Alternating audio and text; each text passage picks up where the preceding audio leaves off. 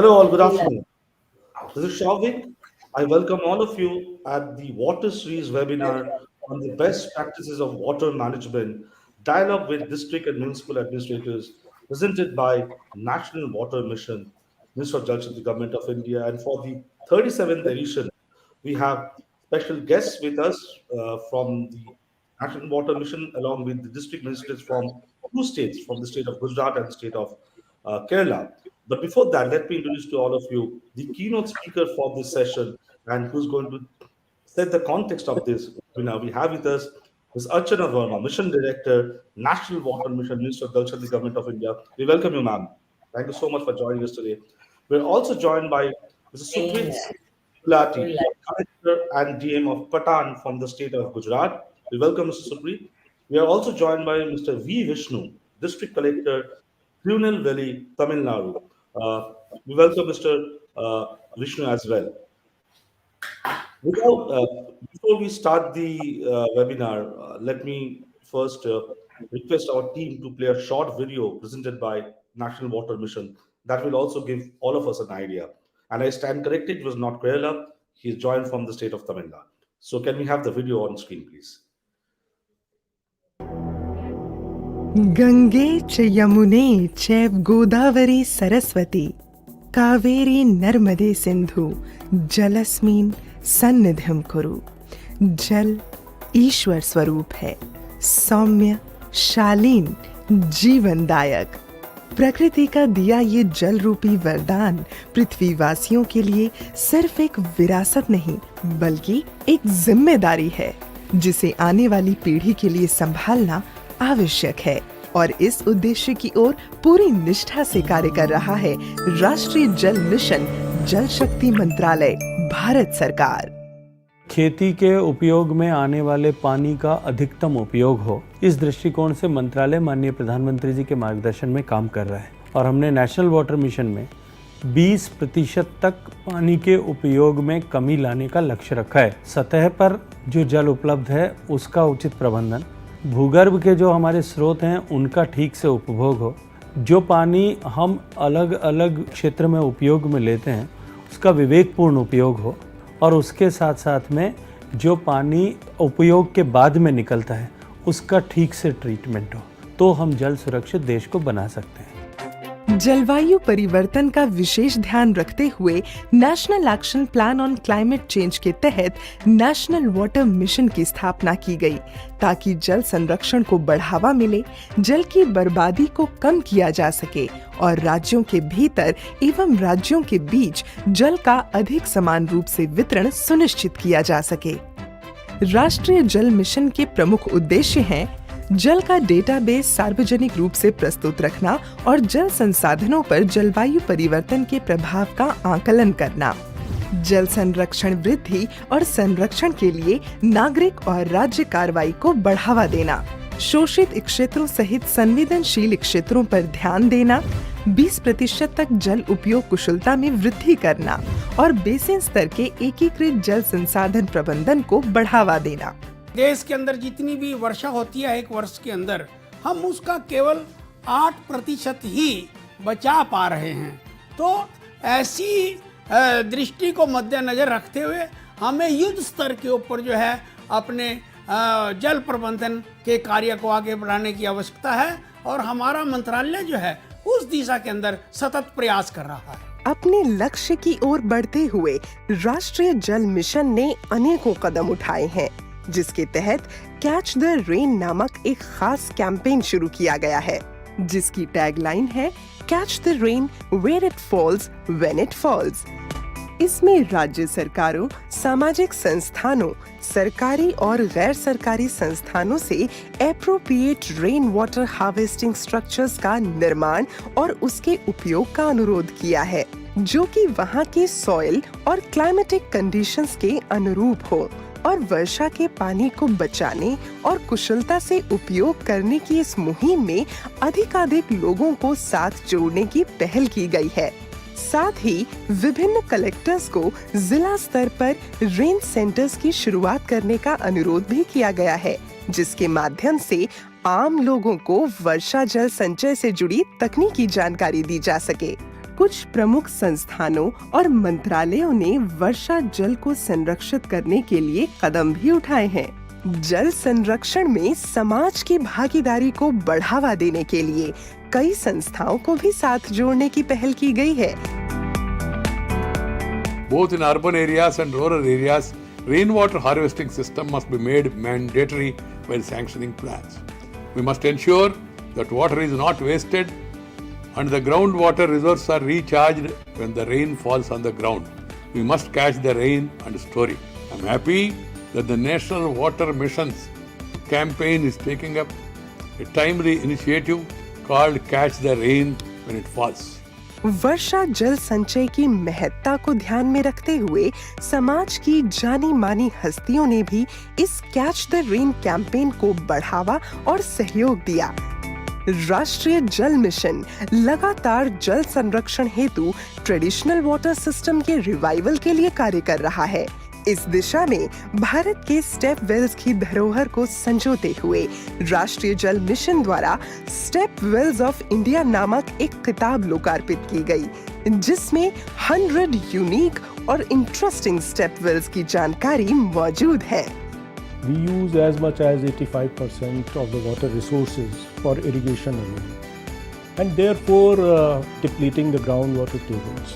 So we have a situation where we need to improve the management of our water resources, and this cannot be done only through the central and state government programs, because water touches our lives, and that's where the National Water Mission has launched major initiatives. It conducts regular talks. Every third Friday there is a talk on water, and on every second Friday there is a talk on water technology issues. Apart from these initiatives, there is the initiative of Jal Shakti Abhiyan, which was conceived of in 2019. For a campaign to be really successful, it has to have the commitment of the top political leadership. And what better commitment can be there if the Prime Minister of the country gives this clarion call to the citizens to participate in this program. Bharat के ज्यादातर हिस्सों में मई जून में बारिश शुरू होती है।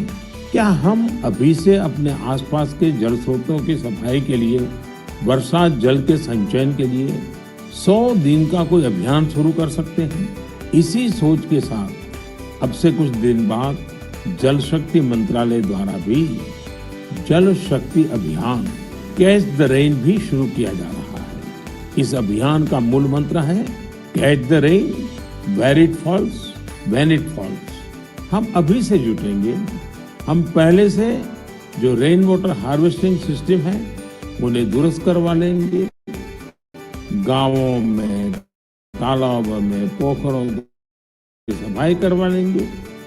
जल स्रोतों तक जा रहे पानी के रास्ते की रुकावटें दूर कर लेंगे, तो ज्यादा से ज्यादा वर्षा जल का संचयन कर पाएंगे।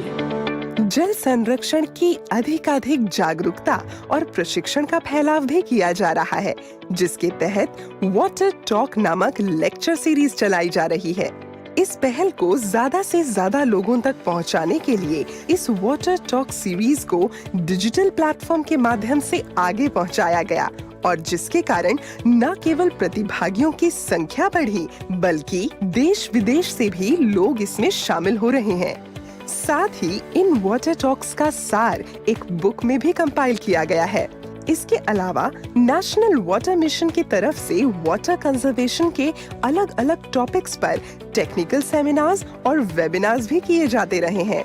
साथ ही जिला अधिकारियों और म्युनिसिपल कमिश्नर्स के साथ वीकली वेबिनार्स भी किए जाते हैं, जिसमें उनके द्वारा उनके क्षेत्र में की जा रही बेस्ट प्रैक्टिसेस की चर्चा की जाती है। एवरी डीएम्स को रिक्वेस्ट किया कि हर जिले में एक रेन सेंटर नहीं तो एक जल शक्ति केंद्र खोलने के लिए। जल शक्ति केंद्र में जल के बारे में जितने भी जानकारी लोगों को मिलना चाहिए उसी के बारे में जानकारी मिलते हैं। But we have to make people understand the value of water and engage them in discussions, engage them in the thinking about the value of water, so that they leave behind a very good legacy for their next generation. सिंचाई क्षेत्र में सुधार के लिए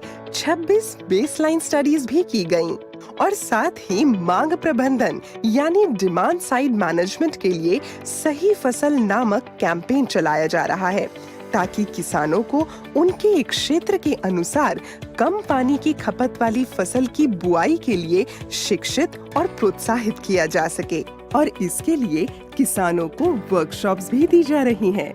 राष्ट्रीय जल mission के इस कैंपेन के चलते कुछ राज्यों ने क्रॉप डाइवर्सिफिकेशन को प्रोत्साहित करने के लिए अपनी पॉलिसी में बदलाव भी किए। औद्योगिक क्षेत्र में भी जल के कुशल उपयोग के लिए नेशनल वाटर मिशन लगातार निगरानी बनाए हुए है, जिसके तहत कई विभिन्न उद्योगों में वाटर ऑडिट्स भी किए जा रहे हैं। BIS की पार्टनरशिप के तहत वाटर अप्लायंसेस के स्टार रेटिंग का काम भी हो रहा है।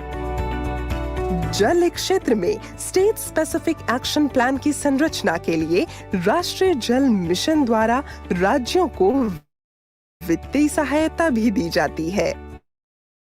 इतना ही नहीं, विभिन्न रूप से जल संरक्षण को व्यवहार में लाने वाले संस्थानों को प्रोत्साहित करने के लिए नेशनल वाटर मिशन अवार्ड्स के जरिए 45 लाख रुपए तक के कैश प्राइजेस भी वितरित किए गए।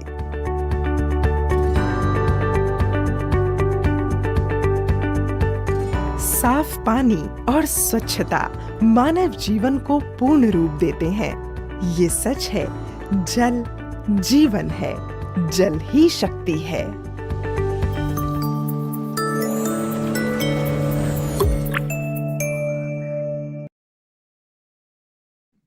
So that was the video. Exciting video, I must say. Without taking much time, I request Ms. Archana Varma, Ma'am, Mission Director, National Water Mission, to share her vision on the purpose of this webinar series and the overall working operations of NWM. Over to you, ma'am. Thank you, Sarvik.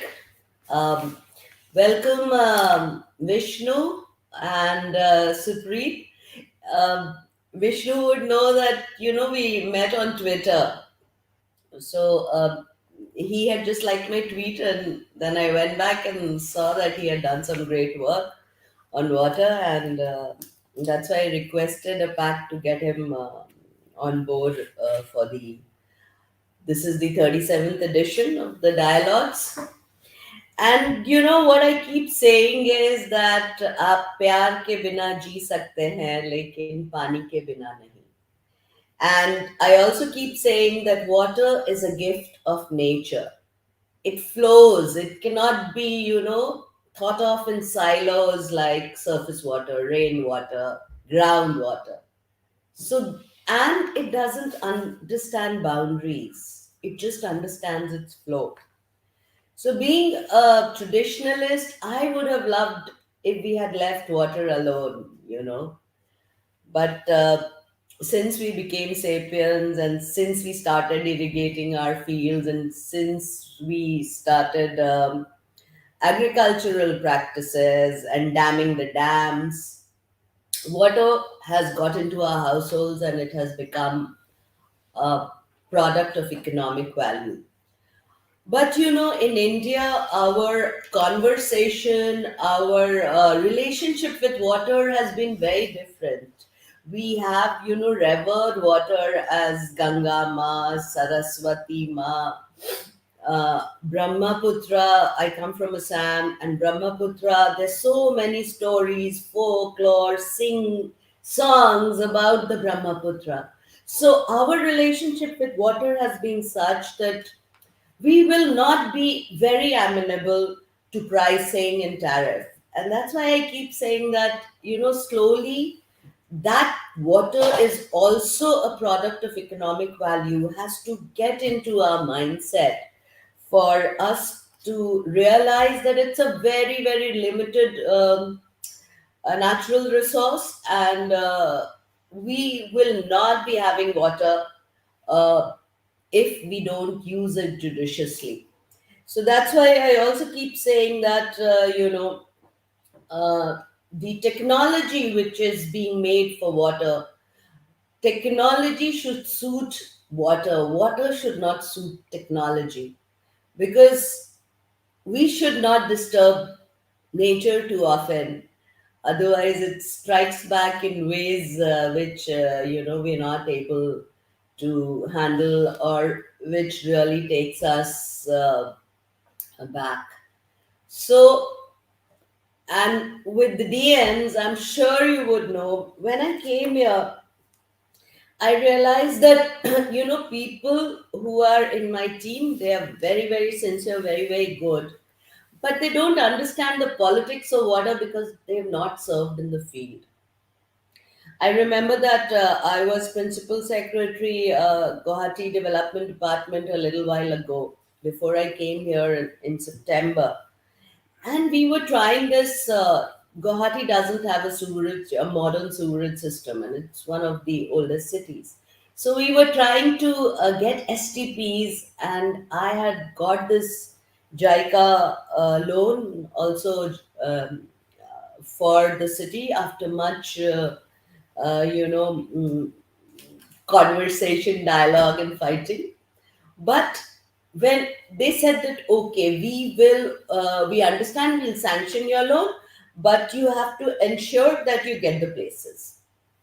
So you will not believe, when I was trying to locate 10 sites for the STPs, there was such a huge public outcry that mere yahan nahi. Some even said that, we were trying to, I mean, just brush over tribal sentiments. So, any technology that we use, unless it is politically acceptable, would be of no good. And I'm saying this because since you are field officers, you are DMs, you should be very cognizant of that, that you should not be taken, by, okay, ये modern है तो इसको use कर लेते हैं. Whether, the stakeholders, the people there are going to accept it or not is also very important. Now, I don't have to dwell upon the water crisis which is facing the country, and which says that by 2050 we will be a water scarce. We are already water stressed. We'll be a water scarce nation if we don't use the 5 R's in water, which I keep saying, which is reuse, reduce, recycle, recharge. And we have, ministry has added another word, that is respect. We keep saying that, like we bow before the temple, like we say dua before the masjid, similarly, or amen, because I've studied in a convent, in a church, we should also have that kind of respect for water.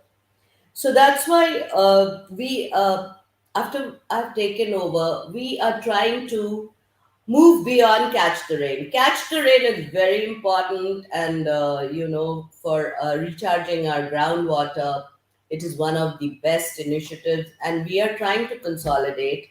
But National Water Mission, as you would have seen from the goals, is not just catch the rain. National Water Mission is much, much beyond catch the rain. And therefore, we have also started now focusing on the other initiatives. Primarily, the first being, we have constituted the Bureau of Water Use Efficiency. So, this bureau, we wanted it to be like a bureau of energy efficiency. But because water is a sensitive subject, we're going slow. We have constituted it under the ministry, and it is under the National Water Mission. And it is going to develop a framework with timelines for the states and the center on how to ensure that these 5 R's, get converted into practice, and also these 5 R's change, behavior change comes to the mind of the people. So that is one good news that I want to share with you all. And a committee under the chairpersonship of Mr. Alok Sikka, who is director of the International Water and Management Institute, has been already constituted, and he has been given a timeline for giving us a report. So after that, there even urban areas will be a big focus, because You must have heard about this term called circularity in water. So, circularity is nothing but recycling and reusing any product instead of wasting it. So, that is one jargon which is going to be a big part of the National Water Mission, that is circularity in water policy. Then I would also, I have already written to you. I don't know if you all have got it or not as yet, but I've asked Sangamitra to also share with you. I have written DO letters to all DMs that this rain center, which was called earlier, the Jal Shakti Kendra was rain center. We don't want it to be only the rain center. We want it to be like the Krishi Vigyan Kendra, one-stop solution for all the water policies in India. So we have made a framework in which we have defined the HR, where you can source your funds from, because despite being a mission, my budget is like 17 crores. So I'm not going to give you a penny, but we have in the advisory, suggested to you how you can get the HR, how you can get the finances, what are the things that you need to have in that kendra, which preferably we want in a location which has maximum footfalls, because some of you have located it in the engineering department, someplace where nobody goes. So that is another focus area apart from the Bureau of Water Use. Jal Shakti Kendra we will be monitoring, and there are many parliamentary questions coming on both the topics, so we are on our toes. And JSKs, as of now, we have set up 607, but I don't know how good those JSKs are. And we would love if you can send us, because we are now showcasing everything which DMs are sending under NWM, either tweeting it or holding conferences to showcase it, so that people don't have to replicate and they can just copy and paste. So apart from that, you all may be knowing that we had a very, very successful conference in January at Bhopal, in which for the first time ever, we got together all the state ministers of irrigation, of PHED and water resources, and 23 state ministers, 16 state ministers made presentations, or maybe 23. 33 states participated and 10 partner ministries participated. And Honorable PM gave the inaugural address wherein he is a real water champion. And water is very close to his heart. He said that water, this of course was to set the vision for 2047, the water vision. So he said that during the course of this Amrit Yatra, Water Vision 2047 will be a very, very important dimension in defining the vision of the country which he's asked all the secretaries to make for 2047. And water is going to be a very important dimension, because, as you know, the national water policy of 2012 and many studies have indicated that water fuels growth. Unless you have water, you cannot grow. So it's not that water is just something which one drinks or which one feeds to the livestock, or needs for only agriculture sector, but even for industries, for urbanization, everything, water is essential. I mean, I guess I don't have to reiterate it to an audience which is already very, very conversant.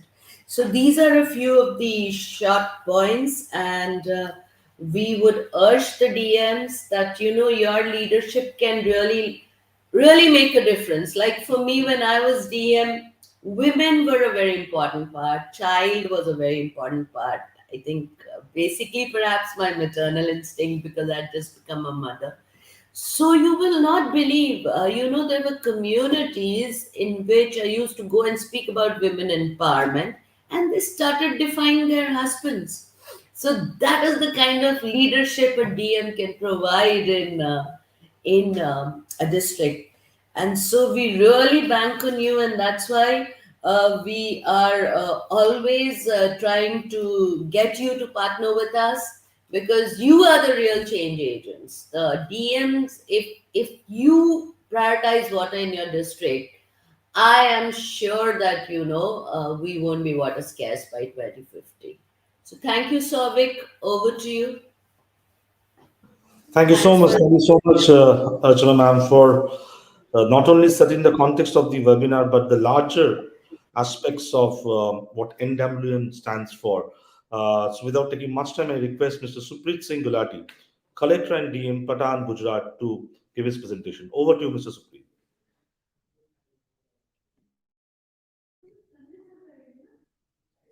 Mr. Supreet, can you hear us? I can hear you, Souvik. I'm just loading the presentation. Okay, okay, sure. Is it visible? Yes, yes, yes, it's visible. Yeah.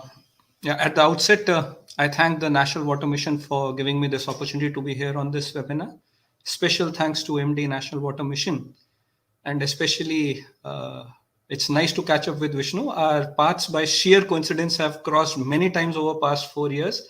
So nice to be back in touch with you, Vishnu.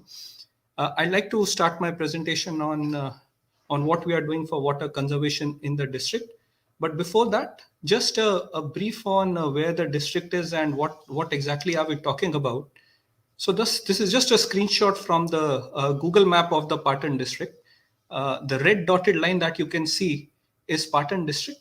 We are situated in North Gujarat, just around 50 kilometers as the crow flies from Rajasthan border. It's a semi-arid arid kind of a climate that we have. And if I just zoom in a little bit, yeah, here it is. On the left side of the photograph, you'll be able to see two lighter areas. One is to the southwest and one is to the northwest of the district. The lighter area on the southwest of the district is the Little Run of Kutch. It is almost as big as the district itself. It is almost 5,000 square kilometers, and my district is about 6,000 square kilometers. It's a vast expanse of land, no habitation inside. So if somebody wants to see beautiful sunsets with nothing to block your view throughout on all the four sides, this is the place to be. The soil is saline. When I say saline, you will see salt on the soil. It's not that you will have to, just imagine it. You will see white sands here. On the northwest, what you see is the Greater Run of Kutch, much bigger than the district of Patan. It is 7,500 square kilometers, and obviously it is also a famous tourism site now for the white sands that are there. So this is the kind of geography we are talking about. Completely arid, semi-arid kind of it. My average annual rainfall is about 60 centimeter. The soil absorption capacity, especially on the western half of the district, which is 5 talukas. The overall district has 9 talukas.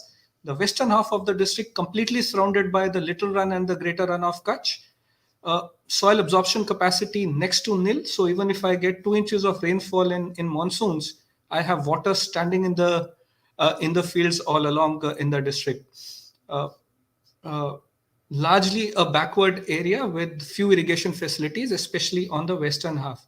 The eastern half of the district, on the other hand, is progressive. It is more or less the district is dependent upon agriculture. 85% of my population is rural. On the right side, you get good irrigation facilities. When I say the right side, on the eastern half of the district, you get good irrigation facilities. But the moment we move west, even after 30 kilometers from the district center, which is in Patan, the distances increase hugely. The rainwater that falls decreases, and we keep on getting closer to the run, which has its own problems. As far as the groundwater level is concerned, the entire district falls in the dark zone. So this is the kind of geographical and the climatic conditions we are talking about. A small history of the place. The National Water Mission video, which we all just saw, talked about the stepwells of our country. One of the most famous stepwells of our country is in Patan, just 5 kilometers from the office from where I am joining in this webinar. It's called Rani Ki Vav. And those of you who are unaware about it, just take a look back at your 100 rupees note and you will find it right there. It's a stepwell which is about 1,000 years old, 7 stories deep, and it is the old system of having drinking water which is available there. So it could be for the travelers to that place. This was also in the old city, so it could also be a normal water collection system for the city at that moment of time. And also, obviously, it served as a place for prayers as well. So Rani Ki Vav, which is the left photograph, is... Supreet, can I just interrupt you? Sure, ma'am. Have you seen Piku describing Rani Ki Vav in Jal Itihas portal? You've not? Ma'am, the video was referred to me by... Okay, so we Ma'am, have the video was referred to me wonderful... by Sanghumitra. So after that, I saw. Okay, good. So there's this for the public consumption. We have developed a portal called the Jal Itihas portal, which is right now showcasing 75 of our traditional ancient water heritage structures. Please visit that portal and see how beautifully Piku is describing it. And I think Supreet had no role in it, but Rani Ki Vav is there. So thanks. Go on.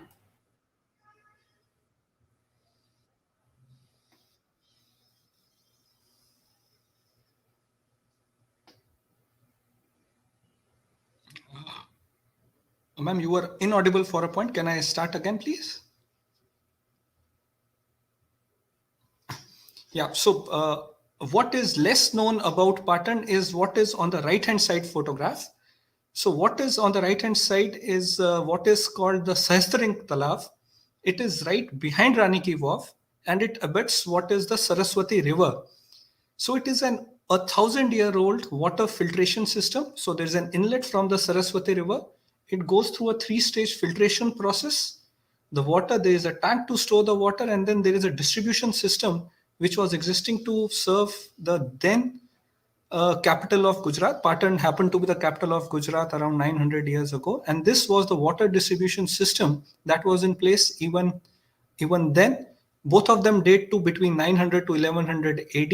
And one of the probably the finest architectures that you will see in water utilization for the cities during that period. Coming to now what we are doing as a district on our part, I'd like to highlight 3 initiatives today. The first is what is a flagship program of Government of Gujarat. It is called the Sujlam Suflam Jal Abhiyan. The concept is similar what is there in any water conservation projects, that you build check dams to hold run water. You do the earthen bunding so that the water does not go away. You build rainwater harvesting systems. That is all very standard.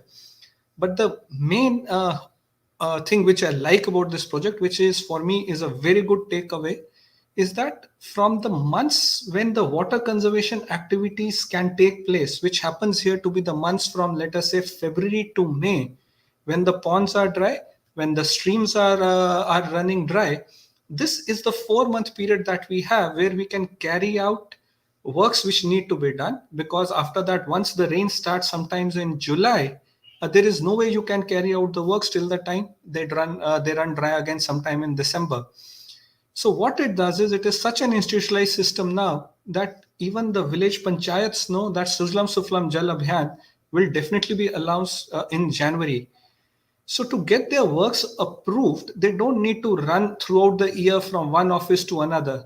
They know that the portal will be opened from, let us say, 15th of January, which has happened this year. It will be open till, let us say, 10th of February. So you can all apply for that. These are the kind of works that we want to get done. The selection is largely, it is self-selection process, except that if there is a if a work has already been if a village has already been allotted a work in past 3 years, we sometimes say no, you come back after 3 years or so. But then we get a large bouquet of works that can be done. A scrutiny team is there. It is not that it is a particular department which is there, since all the departments which carry out water conservation works will be covered under the Sujlam Suflam Jal Yojana. So whether it is their departmental work or whether it is a particular work under Sujlam Suflam Jal Abhiyan, it will all have a taluka level scrutiny committee, which is headed by a class 1 officer whom I appoint. All the works which get through there come to me as the district level committee, which is again all the implementing agencies sitting together and deciding that yes, this works needs to be done. But what mostly does is two things. One is it it gives an institutional way of meeting the demand. Village panchayats or village people don't have to run from one office to another throughout the year. Oh, please take my work, please take my work, please take my work. Everybody knows, apply by Jan 15th. Within 3 weeks, your work is in the Sujlam Suflam Jal Abhiyan, whether it is a forest department, whether it is water conservation, whether it is water supply, whether it is Narega. It's all in that 3 weeks window. We do make some changes in the plan later, but this is the best time when 90% of the works will, which have to be done throughout the year, will get approved here itself. So one, the demand will come only in those 3 weeks. The second part, as it does for the district administration, is it places water on a priority automatically. I don't have to worry about water separately during this period. I don't have to talk to forest individually. I don't have to talk to 6 different implementing departments separately about what are the kind of works you are doing. They are all there with me in an administrative setup sitting together, and we are finalizing the works that are to be carried out in the district. And since it has been institutionalized for a long time, everyone is aware of what are the processes. And since this is the only time when the works can be done, we do utilize that period to the maximum. That is where I think this, even though the budgetary allocation may not be that big, but that's the key difference that comes across with the Sujlam Suflam Jal Abhiyan. So as I said, there's an administrative structure at a district level. At a taluka level, a class 1 officer. If it is I have 9 talukas and 4 SDMs. So 4 SDMs will be looking at their 4 headquarter talukas. Remaining 5 I appoint by an order here. And for example, this year, for 15th of January, the applications have started, and we have to finalize the district plan by 10th of February. And it will include all departments who have to carry out any water conservation works in the district. What it also does is that at taluka level, there will be a monitoring of these works continuously till mid of July, but till end of June, by which all the works have to be completed because we receive rains from 1st of July onwards. So there will be a fortnightly, automatically it will come as a fortnightly meeting there or a visit to the villages there. At a district level on my side, it will automatically get reviewed once a month. And whenever I am having, we are mandated to have 3 to 4 village visits every month. So I'll automatically be targeting to visit those villages where these works are ongoing. So even at a collector level, within this 4 months period, I'll end up seeing, if not more, at least 15 to 20 works which are being carried out under this. So it places water at the priority which it deserves. As I said, there are various departments which are involved. There is the irrigation department, rural development department, which includes the DRD, which is implementing Narega. Urban development is slightly not on the water conservation side, but more on the people-centric side. For example, cleaning of your stormwater drains. That will also get covered under the Sujlam Suflam Abhiyana as well, so that you don't have water logging in your cities. Water supply, that includes cleaning up your water sources, drinking sources of drinking water, having clean surroundings around your sources of drinking water. Then we have what is called the Sardar Sarovar Narmada Nigam. They are the ones which build canals across the state. So cleaning up the canals, so to ensure that the cleaning up the drains which allow unimpeded flow of water across the natural water channels. So the works can be largely 3 categories, as I said: departmental works, which the departments would have normally done through their own budgets, but just to give them a priority, it will get covered under Sujlam Suflam Abhiyan, and it will get monitored and reviewed directly by my class 1 officer at a taluka level and with me at a district level. All Narega water conservation works will get approved here, and it does have a good element of people participation. So if there's a particular cost and if a village is willing to bear the 40% of the cost of the entire project, 60% remaining is borne by the state government. Two another important aspects that I would like to highlight. So if somebody wants, let us say, desilting of a pond, and the silt is to be utilized, let us say, for the mud which is cleared is to be utilized for national highways or for railways, it's free of cost and it is exempted from even the minor mineral rules. And the silt, which is of good quality, can be taken by farmers, provided they are in that 60-40, they have borne the 40% of the cost. So it's kind of a win-win situation, allows for seeping of water into the ground, and it also gives a fertile soil to the people as well. So these are the works which we carry out: desilting and deepening of the ponds, building and repairing of check dams occurs during these periods, earthen embankments to the pond so that the water does not spill out onto the village or from the pond, farm bunding to hold the water, contour trenching works are carried out. As I said earlier, cleaning of embankments, cleaning of canals, cleaning of lakes, and building up rainwater harvesting structures. They all get priority under the Sujlam Suflam Jal Abhiyan. Other works which are not directly of water conservation, but cleaning of the stormwater drains in the cities, cleaning of water storage tanks, so that you have a good clean environment for your drinking water. So just to give a brief outlay of what happens in the district, this is what we have done in the year 2020 and year 2021. So overall, my Patan district has around 485 villages and 5 nagar palikas. So if you can see, we have done about 466 works, out of which 158 in 2020 are for deepening and desilting of ponds. So that means we are tackling around 1/3 of our villages every year. Similarly, in 2021, we have had around 130 such works. So every village is going to get done in a 3-year cycle. Similarly, you have repairing and desilting of check dams, almost 200 of them done in the past 2 years itself.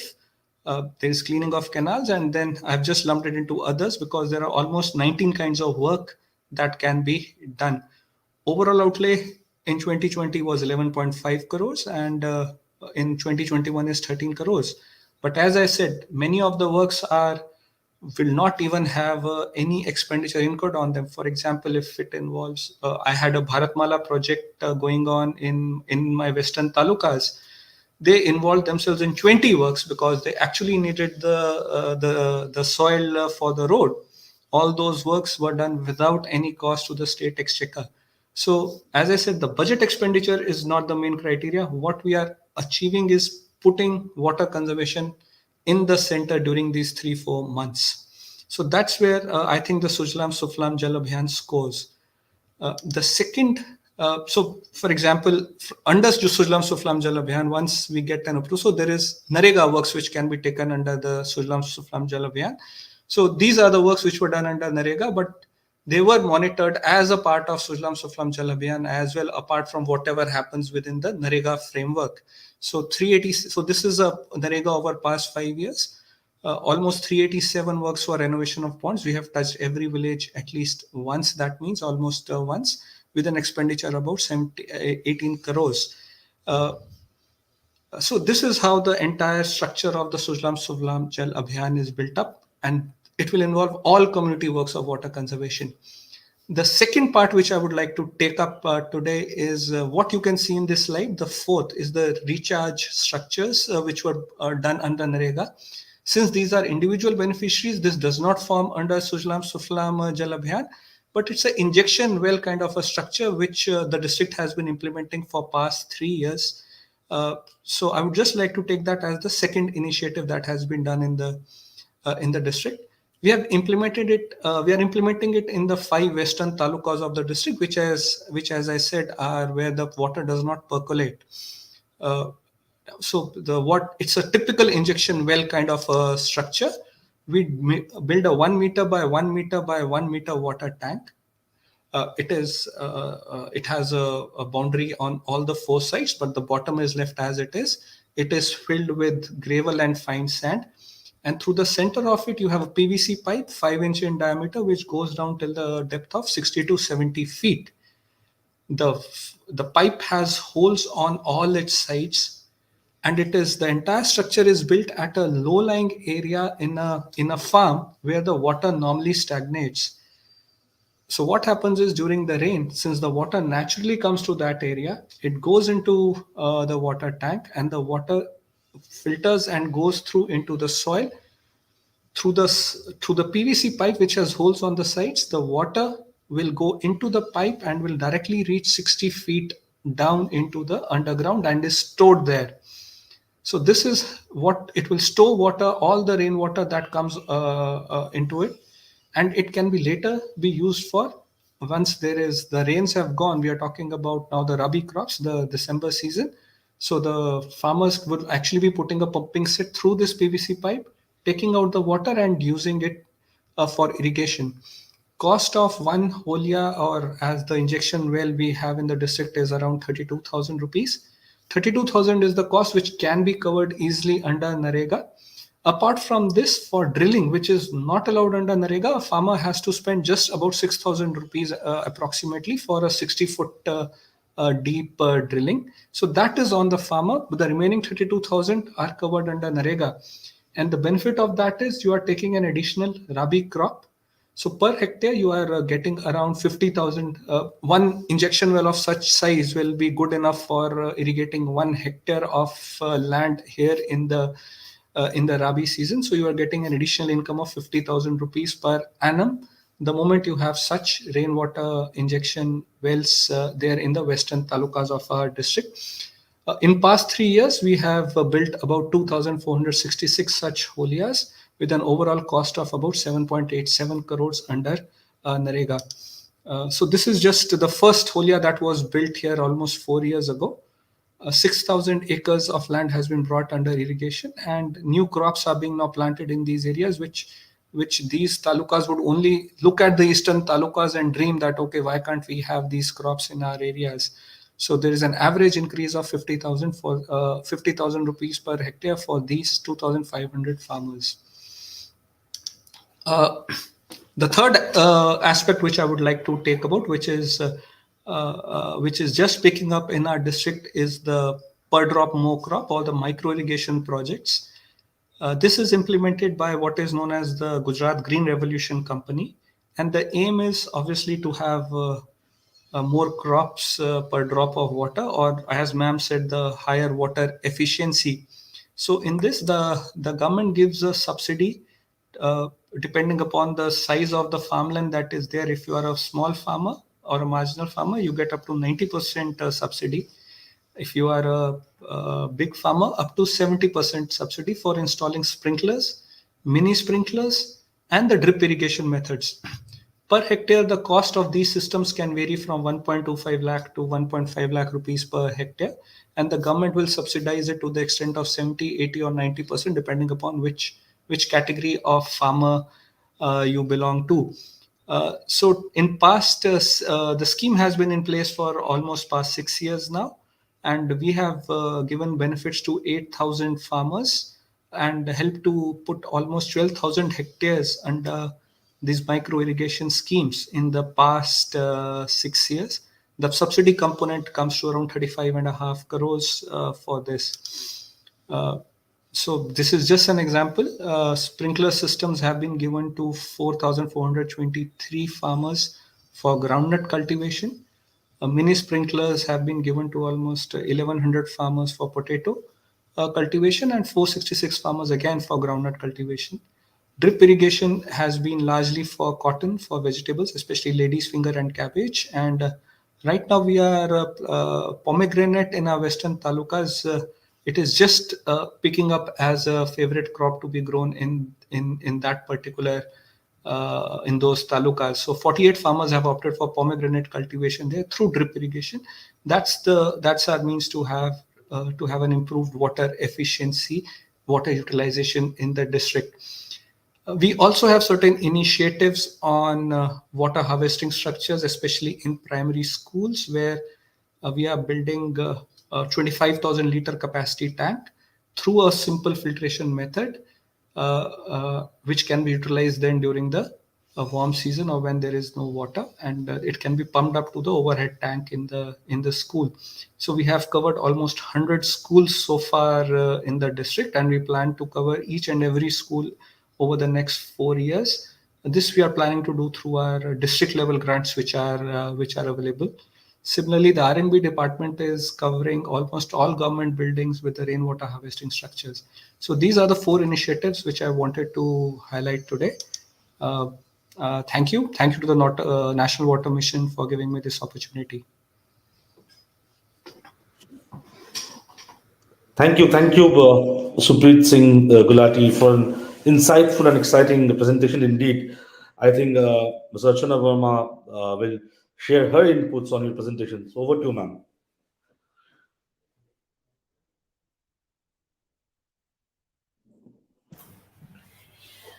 Supreet, what I really liked about your presentation was the brevity and the focus.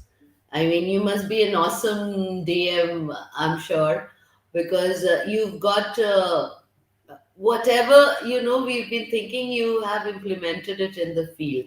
It was an awesome presentation, especially your conceptualization and comprehension of issues about water, relating to water use efficiency, and your focus on that, and your Sujlam Saflam initiative.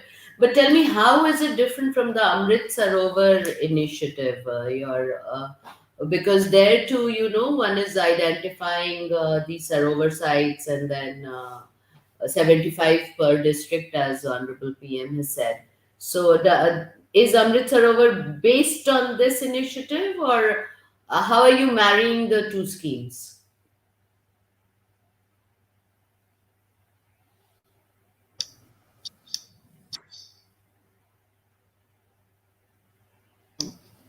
Thanks for the kind words, ma'am. But very unfortunately, I've been unable to hear from your side. I just got the first few lines. After that, I'm having there's a No, break of connection or something. Supreet ji, But ma'am, thanks for the kind words. Archana And ma'am, I could hear you've talked about Amrut Sarovars also probably in the last sentence.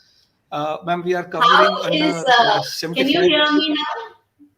How is Amrit Sarovar initiative different from Ma'am, Sujlam Saflam? unfortunately not clear, ma'am. I can hear Souvik clearly when he speaks, Probably but you not can from your repeat my side. question to him. yes. Supreet ji, what ma'am is asking is that how it is different from the Amrit Sarovar concept and the program, the thing you are also implementing. Uh, Ma'am, Amrut Sarovar is about developing 75 village ponds at a level where we can call them as the ideal water conservation ones. Uh, but when we go into the Sujlam Suflam Jal Abhiyan, we are not only covering those 75. Yes, almost 50 of these of our Amrut Sarovars are covered under the Amrut Sarovar as well. But we try to touch almost 1/3 of our villages, that is 130 to 150 every time. So in effect, touching every village pond within a 3 to 4 year cycle, whether it is an Amrut Sarovar or not. Second, this is not only about Amrut Sarovar. Ma'am, for example, I said we have lots of drains, so it is building about check dam on drains. So it is not exactly only on the Amrut Sarovar side. And very interestingly, ma'am, as I said, I have Kutch, Little Run of Kutch and Greater Run of Kutch. They are waterlogged during the season. So we actually build embankments kilometers long during this time to help put the water there. And one of them, Vadilal Dam, which was built by Irrigation Department, is one of the best tourist sites we have in the district as well. So it is not just the Sarovar part. We also have the drains. We also have the open areas where just checking a flow of water helps us on rainwater conservation.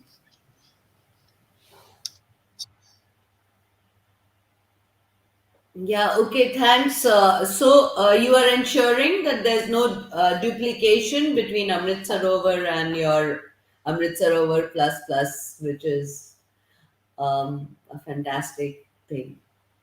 Chavik, you can repeat that. So, Ma'am, I got this, ma'am. Ma'am, I got this. This part very But clearly yeah, this time. overall, really, your presentation was absolutely awesome. And one of the best presentations that I've Thank you, ma'am. heard was Soumya Pandey of UP. And she was, fantastic.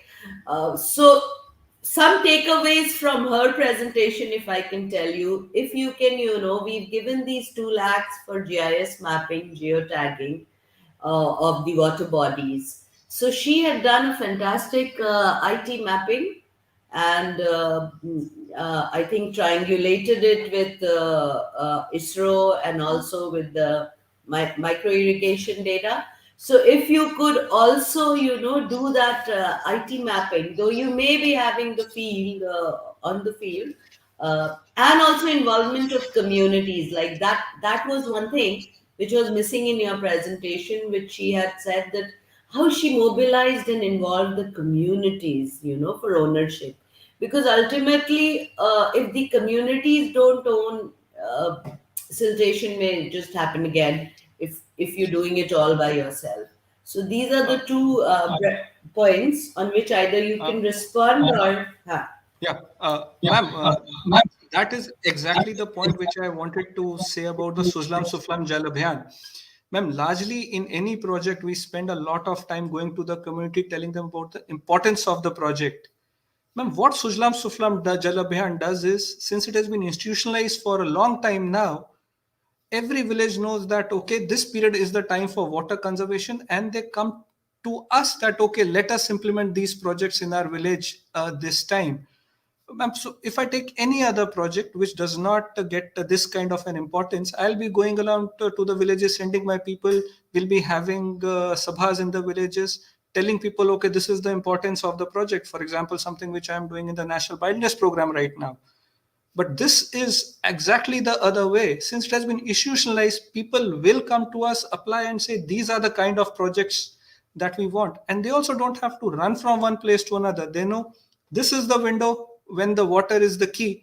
Let us apply then and get our project done this year itself. So that's a beautiful. And ma'am, it's not something which I am doing at a district level. The program, when it starts execution, it will be in March. It will be inaugurated at the level of the Honorable Chief Minister of the state.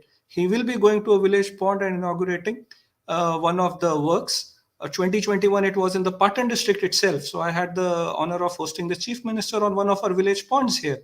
So that is the kind of importance that gets given during this phase. So it's kind of institutionalized the people involvement for past many years now. Thank you, ma'am.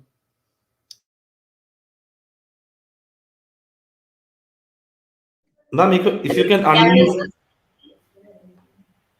I am unmuted. now it's obvious, ma'am.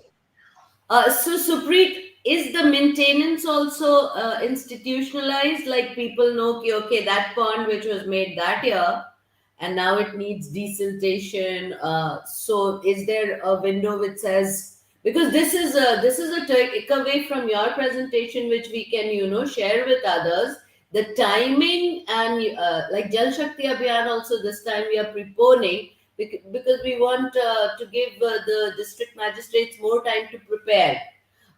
So we are launching it on 4th March for pre-monsoon preparation. We want to give you more time.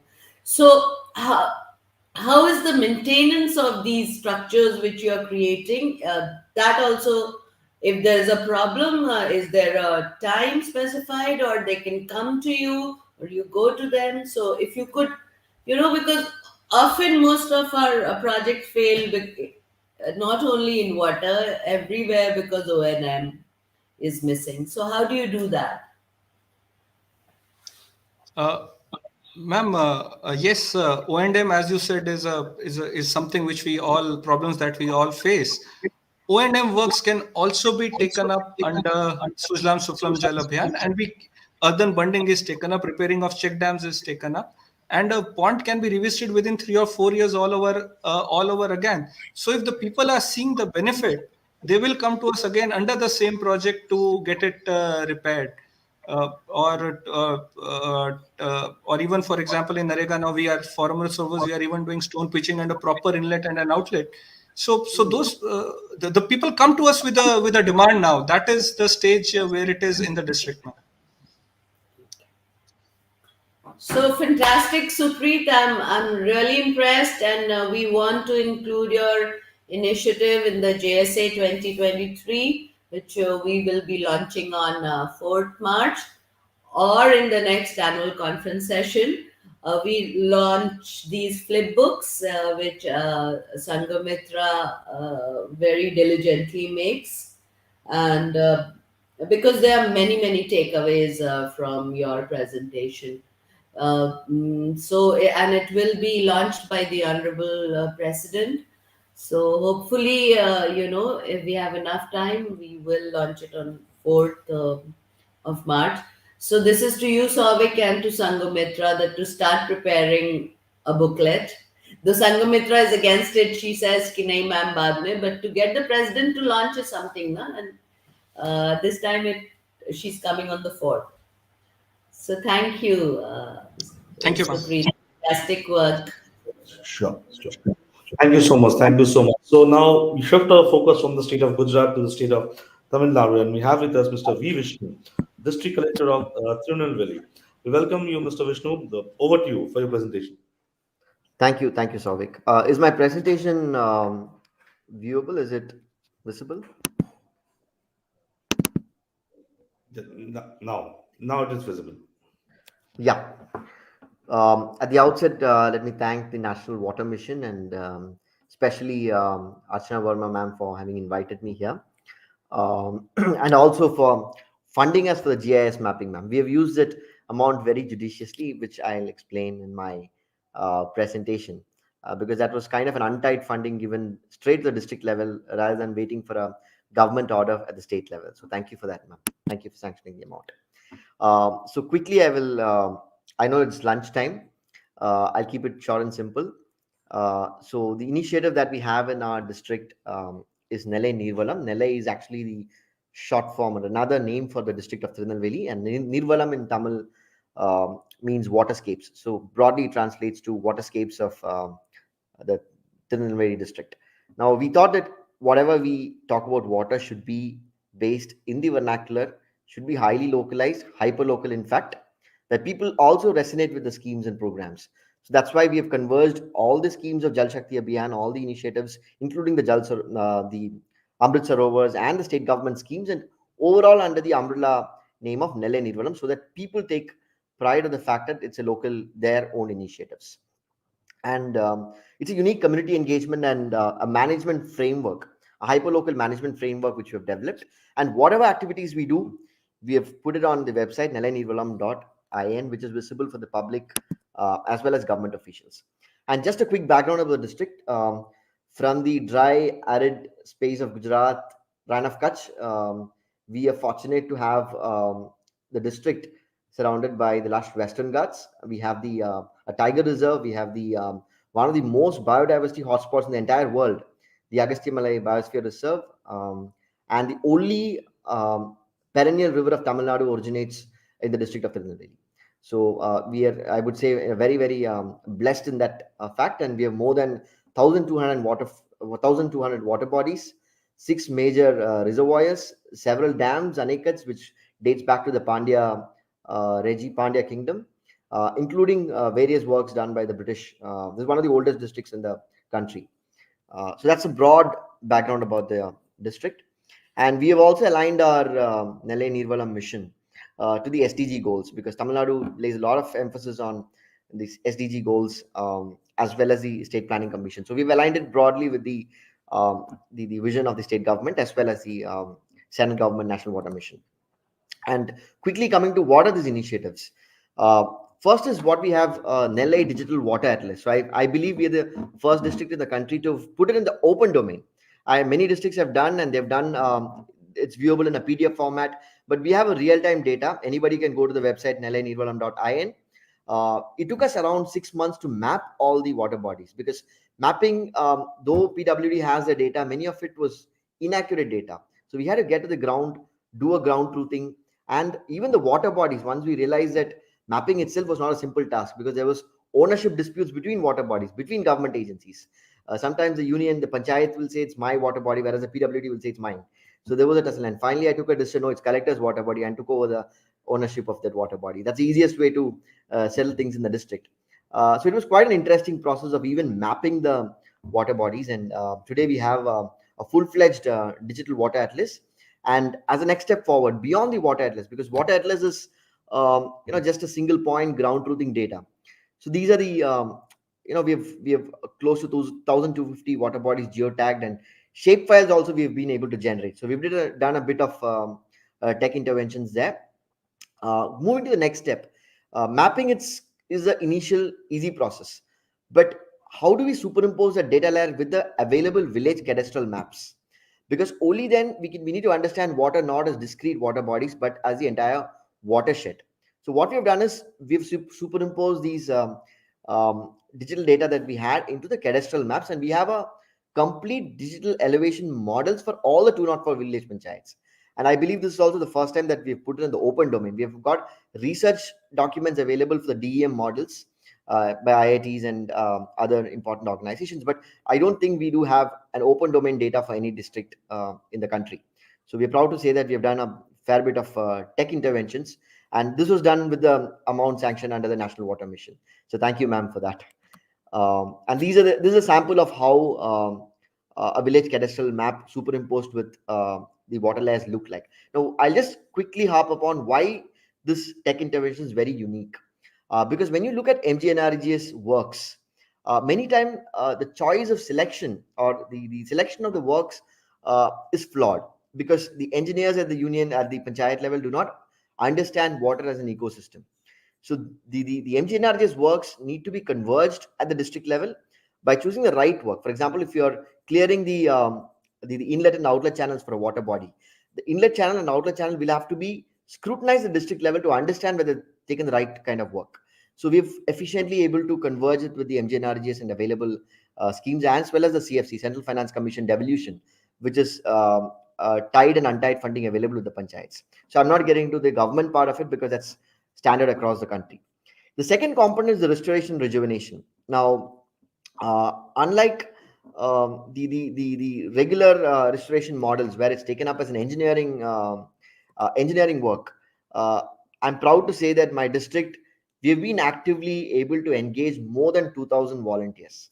And at this point in time, I just got transferred a couple of days as district collector, and I'm proud to say that close to 500 people turned up for my farewell, and majority of them were volunteers belonging to the Nellai Nirvalam initiative. So I think over the last 2 years, we have built a solid network of on-the-ground youth volunteers. So unlike when I say that people have registered, I mean people have registered and been on the ground working with restoration, rejuvenation activities. So we have made it, I would proudly say, that a community engagement. Hyper-local events, we don't have grand functions at a district level. We do have one or two for the optics part of it. But moving away from the optics part of it, we have got continuous activities, at least an activity every week, where the local village level, and as far as possible, I try my best to attend these initiatives at deep village. So we have an online registration module and all that. I'm not getting into that. That's quite straightforward. But the point is that we do have a strong hyper-local community engagement available under the Nellai Nirvalam initiative. A success story which I would like to highlight is that during the 2021 monsoon, we had heavy rains, and for the first time, 49 tanks, this was widely covered in the press, and we received a lot of accolades for this initiative. 49 tanks, parched tanks which never got water in almost 3 decades. All 49 tanks got filled for the first time in the last 3 decades. So this kind of a very positive impact on the ground, and public also started welcoming, and Nellai Nirvalam started becoming a household name. I think that's the most important takeaway from this initiative. And we do have an active engagement framework for CSR, tapping of CSR funds. These are some of the activities which we have done. Anyway, this is part of the regular Amrit Sarovar scheme. And next, management framework. I think we have come out with a fairly comprehensive wetland restoration management framework, because what is missing on the ground is how exactly do we restore and rejuvenate a water body. I mean, there's this various interpretations to it. You give it to a CSR body, they have their own ways of doing it. They have their own implementation agencies. You leave it to the RD department, they have their own standard ways of doing it. But is that a very scientific way of really looking at a restoration framework? So we have standardized this activities, starting from boundary mapping and delineation, because this aspect is often missed on how to look at the micro details while restoration of a water body. Then comes the removal of encroachments. So these require intensive coordination between various departments, including taking on the vested interests at the local level. Next, the shoreline management. Shoreline management also is converged with various other state government schemes, such as the Green Climate Mission of the Tamil Nadu, as well as other central government schemes. And this framework is kind of stabilized, and now our staff and everybody understands what is the expectation and what is the outcome desired from every wetland restoration that we take up in the district. And like I said, water is an ecosystem. We cannot leave biodiversity dealing from water. Especially, I mentioned that we are in the most biodiverse hotspot in the entire world. So I think we gave a lot of prominence to biodiversity conservation. We've looked at how to look at locally available tree species, native species, etc. And when the community is involving in tree plantation, we make sure that the native trees get the prominence, rather than leaving it to themselves on invasive species or other kind of biodiversity restoration. We've also tried to look at sustainable resource development, because there has to be an incentive for the public to look at water restoration. I mean, in the larger public good, yes, everybody understand we need to restore water frameworks, but then can we come out with a sustainable livelihood from it? We've initiated a water hyacinth unit, where the water hyacinth removed, which is a waste product from the water bodies. We have tried to look at setting up a water hyacinth briquette manufacturing and manure manufacturing unit. This has been taken under the Rural Mission of Government of India. So we have tried to converge again whatever the available funds with the government. We have also set up institutional development in terms of monitoring and evaluation. Again, this is what Supreet sir mentioned, so I wouldn't get into the nitty-gritty, but by and large, whatever is done at the block level and at the village level is vetted at the district level, and also ensure that there is no extra funding required for the whole initiative. There are enough funds available with the panchayats and departments. So how best to converge it and make it useful. The next component is probably one of its kind initiative in the whole country. Again, I would say this is called a TAMRASYS, Tamrabarni Socio-Ecological System Restoration. We are partnering with IIHS, Indian Institute of Human Settlements, and ATRI. ATRI is one of the biggest names in biodiversity and ecological space. So this is basically looking at how do we restore the river Tamrabarani. Like I said, is a lifeline for the entire state as a water resource. So right now, as per CPCB guidelines, the water quality is at the bathing quality level. So we have set a target for ourselves. July 2024, can we make it a drinkable quality as per CPCB guidelines? So this is a very measurable, quantifiable, and what Peter Drucker once said, what can be measured can be improved. So we know exactly where we stand. We know exactly where we need to get. So this a very objective framework of restoring Tamrabarani. This is a broad outline of what we are aiming to attain. We have done a river scale segmentation. We have divided the river into 4 to 5 zones. Each of the zones require different kind of interventions. River restoration is a very nuanced and a very technically challenging space. So we have divided it. Some of it requires biodiversity interventions. Many of it requires technical intervention. For example, a water treatment at the city level has to be through an underground sewage system or through setting up of STPs. So I wouldn't get into the details of it right now for the paucity of time, but we have looked at ecological level impact, water quality, as well as quality of life. We have also done a H parameter indexing of the river. H parameter indexing is basically looking at the biodiversity index of the river, and we now know exactly where we stand. So when there is a future festival activity or any human intervention related activity on the river, we exactly know what are the parameters we need to monitor, and we have sensitized the local community for it. and we do have volunteers who take care of the river quality. 6 months ago, we had a major festival in the upstreams of the river. We had student volunteers taking benchmark water quality. So we've got trained volunteers on the ground. We are not reliant on the pollution control board, which looks at very discrete level of centralized data. We've got decentralized, hyperlocal level of data to take on initiatives. We also know what is a desired situation of the river Tamarabandi, because for the general public, we can, when you talk about scientific terms, it's very confusing. So ultimately, what do we want? What is it that the vision that we have? So we have a full-fledged DPR which we will be shortly posting before the state government for funding. And like I said, it's a culturally and biodiversity wise, it's a very, very important river for the state of Tamil Nadu. So we understand what is the desired situation. This has come after a multiple level of iteration with um, leading partners and other organizations in the space. Another initiative which we have taken on is tree mapping. Since our district is culturally very rich, we've got trees that date back to 300, 400 years old.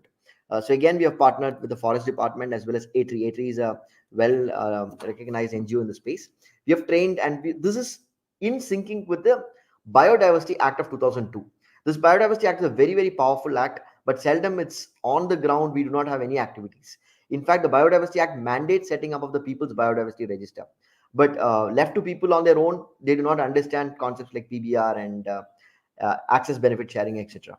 So we've tried to actually get this onto the local. We have a Tamil guide to how to set up a PBR, and hopefully we'll be the first district in the state. I'm not sure at the national level, but at the state level at least, we'll be the first district to have PBRs ready and accessible to the public along the river. So we're linking the water ecosystem with the Biodiversity Act, and also looking at sustainable SDG goals.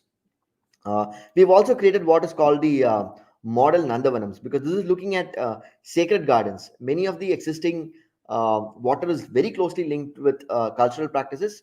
So we've set up model Nandavanams to look at how water restoration is in sync with the existing biodiversity and ecological framework. Another interesting story is we have discovered what is called the miracle well. This was widely covered in the state press. I'm not sure if it's highlighted in the national media, but it's a very interesting phenomenon happened last year, where locals reported to the revenue administration saying that we have identified a miracle well, unlimited amount of water guzzling into the well, and it's not getting filled. So I was curious, and I went inspected the well, and I could not come out with the logical reasoning, because we had a heavy floods, and what we did is we diverted the entire water into this miracle well. It became a tourist point. In fact, people were waiting to see where's the water actually going.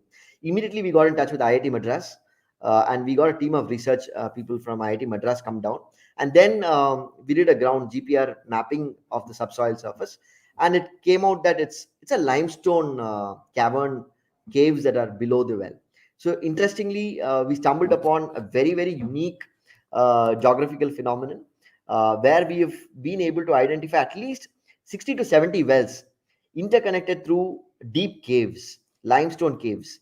So that's when we requested IIT Madras to kind of come up with how do we look at linking these wells as well as set up rapid groundwater recharge technology. So right now we have the design is ready.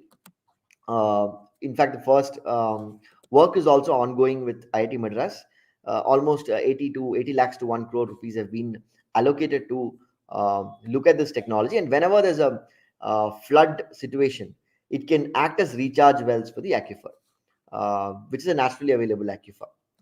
So this has been quite an interesting initiative. A pure chance. It's a pure coincidence that we were able to identify this. Another is an important activity that we have done is rooftop rainwater harvesting units as a pilot. We have done this in 10 government schools. Right now, we have taken a decision to scale it up across all government schools. Now, unlike other water recharge structures, where it's just symbolic, or in the sense we can only show a demonstrative proof of how water is being conserved and goes into the aquifer. Putting this in government schools where the water is actually being used, harvested, there's a recharge pit. This was in tie-up with the ICICI Foundation. I found this model very, very unique, and it's a low-cost intervention. It's around 1.5 to 2 lakhs. We were able to give a government school, which did not have water till then, good quality water till then, Today, the rainwater harvesting structure is actually providing them water, not drinking water level, but for washing and other purposes. And the kids were super excited with the fact that they were able to see the water that is collected from the rainwater. I mean, the terrace being actually used for day-to-day activities. So I found this model very unique. I'm planning to scale this up for all the government schools in the district. It doesn't require very high level of funding. Easily can be pitched under the CSR component. Construction of recharge well, I'm sure Supreet sir also rightly highlighted. This is a regular MGNRG's activity. We have tried our best to converge it effectively and efficiently on the ground.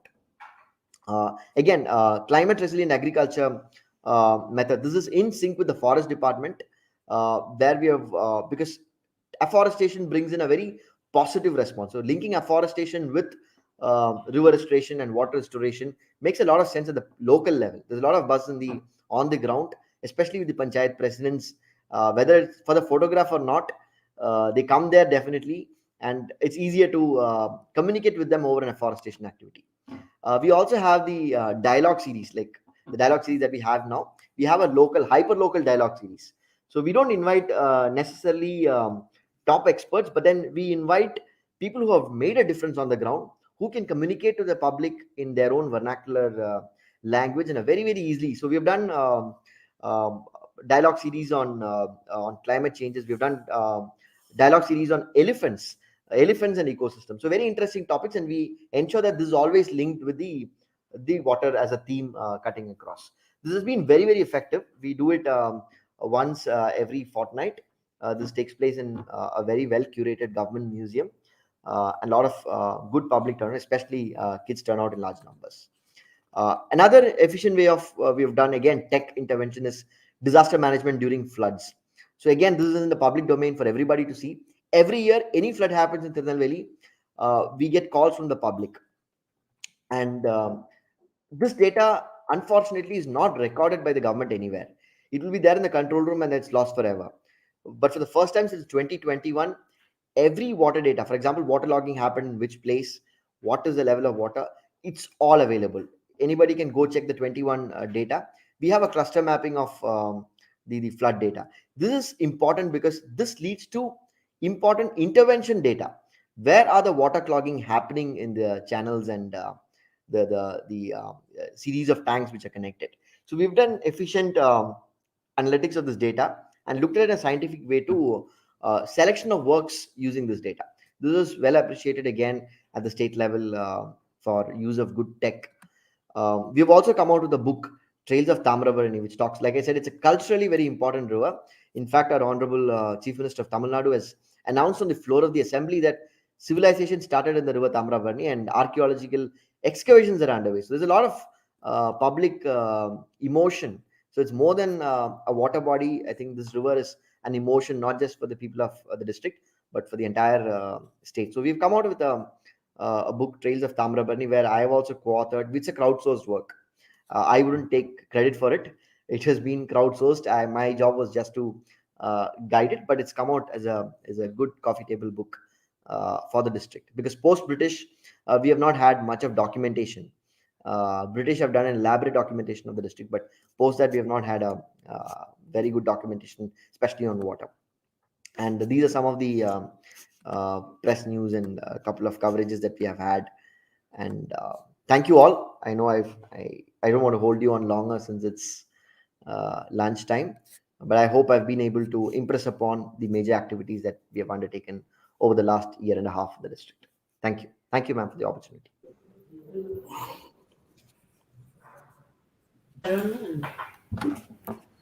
Thank you so much, Mr. Vishnu. It was again yet another, as ma'am has referred for the earlier presentation, awesome presentation and kind of work being done in this part of the country is brilliant. Over to ma'am for your input. I mean, I'm spellbound, is what I can say, Vishnu. That are you looking for a position in Delhi? I think I want to just transport you here. So, I mean, you've captured whatever goes on in my mind. You have captured. My only quarrel with you is that will it last when? Because I saw that Supreet has done a lot of things to institutionalize it. But in your presentation, it's too much of Vishnu, Vishnu, Vishnu. So will it last now that you've been transferred? Ma'am, like I said, we have not had any extra funding. Every single effort that we have taken is under the regular government schemes. It's just we have put together everything. That putting together data part is what was missing, as I felt. So that's why we made it intentionally. We made it hyper local, and I'm sure my successor will not only success. This has been taken No, up at the state how do level you also. ensure? Like when Supreet leaves, there is a timeline. Is din se wo jana hi hai, you know. So how will you ensure that your successor doesn't come and say कि Vishnu sir बड़ा popular हो गए, इसको तो ना सब हटा दो. So that is Ma'am, the like I said, problem in your yeah. initiative because it's too many, too scattered. But your leveraging IT is mind blowing. I think you just apply for Government of India and come to our ministry because Thank nobody you, has ma'am. That's just brilliant. IT as well as you have. But I hope your successor doesn't suffer from, a successor predecessor syndrome Not and in this does case, ma'am. something He is institutionalized. he is my trainee. He's my trainee, so he will not. Because it needs at least 2, 3 collectors to Yes, institutionalize something. that's right. So what you've done is you are like me, a very hopping bird. Isko bhi kar lo, isko bhi kar lo, isko bhi kar lo. But I mean, where Supreet does better than you is the institutionalization and that anonymity, which I think you and I don't have that personality. In fact, many people are thinking that I'm wanting the Padma Shri, and so, I'm going all over the place. But I don't care. If water gets promoted because of my good looks, it's fine. So, Vishnu, really, you must try for a government of India, and I know all of you want commerce or ye wo, but the kind of passion you have for water, did you do anything else? And this is the best presentation to be sure that I've seen ever. I thought Supreet and Soumya were outstanding, but you are beyond. I mean, Thank you, ma'am. so many things Thank you, ma'am. covered, and the emotions involved. I mean, you've been able to tweak the or play on the emotions of the people. That's a great way to change the minds. So Thank you, ma'am. really. Thanks a lot. Savik, I'm very impressed at the people you are choosing. And Vishnu was my pick, वैसे, by the way.